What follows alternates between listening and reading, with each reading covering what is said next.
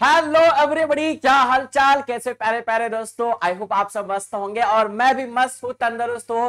थोड़ा सा 2-3 दिन छुट्टियां की थी क्योंकि मैं बीमार था थोड़ा सा, इस वजह से छुट्टी आ गई थी। और वैसे भी दशहरा चल रहा था तो आप सभी को थोड़ा सा लेट मगर दशहरा की बहुत बहुत शुभकामनाएं, विजयादशमी की बहुत बहुत शुभकामनाएं। आपको पता है आपने फार्मेसी का ऑप्शन फॉर्म फिल कर दिया है और फिल करने के बाद अब डेट हो चुकी है और 6 तारीख का इंतजार है। मगर 6 तारीख कब आती है ऐसा हो चुका है आणि 6 तारीख येईपर्यंत मनामध्ये धाकधूक सुरू आहे का नाही? खोट बोलायचं नाही, है ना? बरोबर आहे, मनामध्ये सगळ्यांच्या धाकधूक आहे आणि एकच विचार येतोय की मला कोणतं कॉलेज मिळेल। बरोबर आहे, आपण कॉलेज तर टाकलेले आहेत। जर काहीही अडचण असेल तर कॉमेंट सेक्शन मध्ये लिहा आणि त्याच्या आधी आपल्या चॅनलला सबस्क्राईब करा, कारण आपल्या चॅनलला लवकरच 10,000 सबस्क्रायबर होणार आहे। आणि तुम्हाला नाही वाटत ओम भैयाच्या चॅनलला 10,000 सबस्क्रायबर झाले पाहिजे तर कॉमेंट करा, सबस्क्राईब करायला विसरू नका आणि व्हिडिओला जास्तीत जास्त शेअर करा तुमच्या सगळ्या मित्रांसोबत। बरोबर आहे, बघा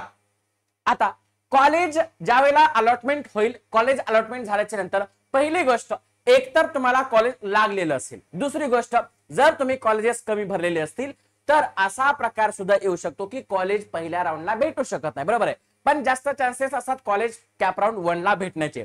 सपोज कॅप राऊंड 1 ला जर तुम्हाला XYZ कॉलेज भेटलं, पहिली गोष्ट जर तो तुमचा पहिला प्रेफरन्स आहे, जर प्रेफरन्स नंबर 1 आहे तर ते ऑटो फ्रीज होणार आहे। बरोबर आहे, तर ते काय होणार आहे? ऑटो फ्रीज होणार आहे, ते तुम्हाला घ्यावंच लागणार आहे।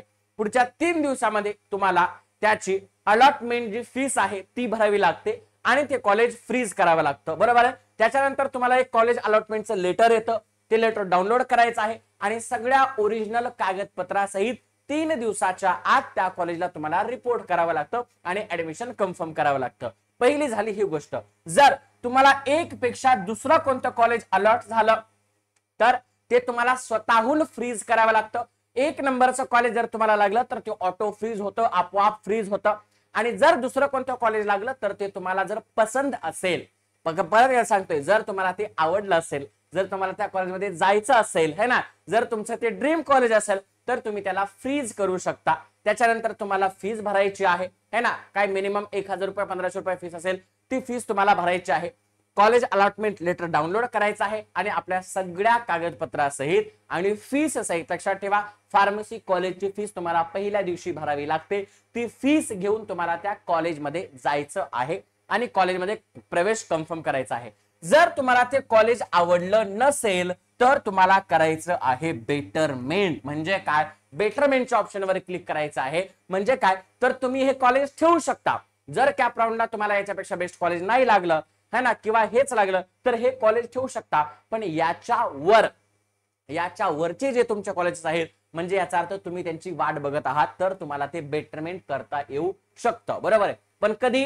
जोपर्यंत तुमच्या त्या प्रेफरन्सच्या वरचे तुम्हाला कॉलेजेस हवे आहेत किंवा तुम्हाला दुसरी अजून लिस्ट बनवायची आहे, त्या प्रमाणामध्ये तुम्ही ते करू शकता आणि बेटरमेंट साठी जाऊ शकता। बरोबर आहे, जर तुम्हाला कॉलेज आवडलं असेल तर फ्रीज करा, त्याची फीस भरा आणि 3 दिवसामध्ये कॉलेजला जाऊन ऍडमिशन कन्फर्म करा। जर तुम्हाला दुसऱ्या कॉलेजला जायचं असेल, ते कॉलेज तुम्हाला पसंत नसेल पडलेलं, तर तुम्ही करू शकता बेटरमेंट। बरोबर आहे, आता सगळ्यात मोठी गोष्ट, बेटरमेंट कधीपर्यंत करू शकता, है ना? येस, कॅप राऊंड 2, 3, 4 पर्यंत तुम्ही बेटरमेंट करू शकता।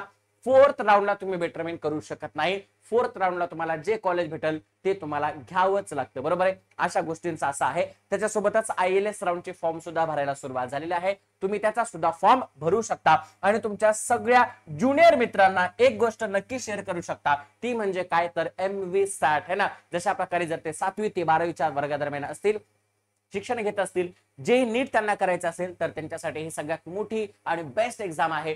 करोडो रुपयांची स्कॉलरशिप त्यांना मिळू शकते, आयफोन मिळू शकतो, आयपॅड मिळू शकतो। आता 2 डेट्स तर झालेल्या आहेत, मात्र या बाकीच्या 2 डेट्स पैकी एका डेट्सला ते एक्झाम देऊ शकतात, ज्याच्यासाठी डिस्क्रिप्शन बॉक्स मध्ये लिंक दिलेली आहे। त्या लिंक वर जाऊन त्यांना रजिस्टर करायला नक्की सांगा आणि जर कोणी भाऊ बहीण असेल तर त्यांना ते एक्झाम द्यायला सांगा। आयफोन जिंकतील ते, आयफोन तुम्हाला ठेवा। बरोबर आहे का नाही? यस, अशा पद्धतीने आपल्या चॅनलला अजून जास्त शेअर करा आणि तुमचे जे काही ज्युनियर्स मित्र आहेत ना त्या ज्युनियर मित्रांना मैत्रिणींना, मला माहिती आहे मित्र सुद्धा असतात मैत्रिणी सुद्धा असतात बरोबर आहे, त्या सगळ्यांना हे चॅनल शेअर करा आणि सांगा वेदांत महाराष्ट्र अपडेट हे तुमच्या अकॅडमिक सहित नॉन अकॅडमिक प्रत्येक गोष्टीसाठी मार्गदर्शन करणारं एक महत्वाचं चॅनल आहे. या चॅनलला आत्ताच सबस्क्राईब करून ठेवा. सबस्क्राईब करायला पैसे लागत आहेत आणि व्हिडिओ लाईक करायला सुद्धा पैसे लागत आहेत बरोबर आहे. येस, तर आपल्या व्हिडिओला लाईक करा, जास्तीत जास्त शेअर करा आणि कॉलेज भेटला असेल तर फ्रीज करा, नसेल आवडलं तर बेटरमेंट करा. भेटूयात पुढच्या व्हिडिओमध्ये. All the best. जय महाराष्ट्र.